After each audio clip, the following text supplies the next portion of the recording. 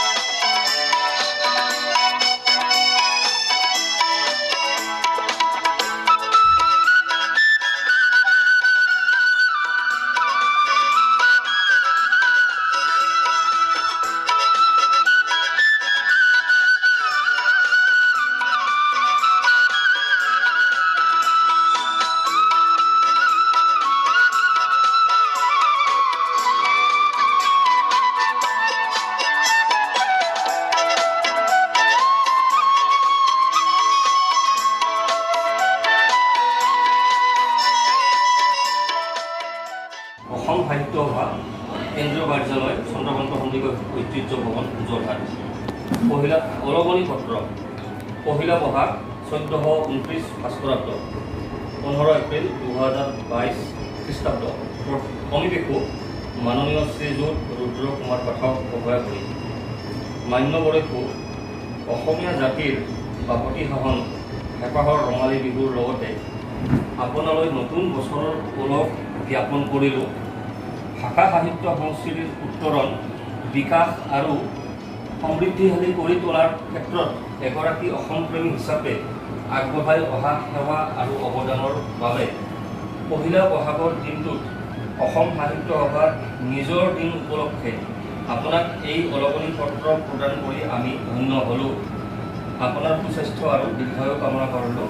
শ্ৰদ্ধাৰে ডক্টৰ তুলসী শইকীয়া সভাপতি, যাদৱ চন্দ্ৰ শৰ্মা প্ৰধান সম্পাদক, অসম সাহিত্য সভা।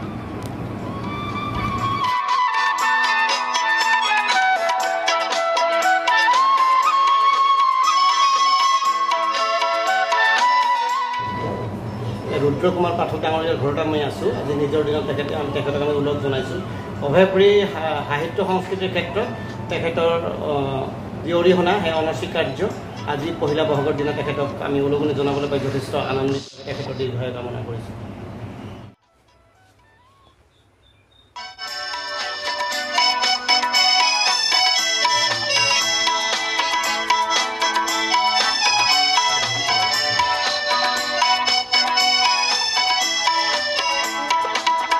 আমি আছোঁ শ্ৰী ভৱেশ্বৰ ৰায়ৰ ঘৰত।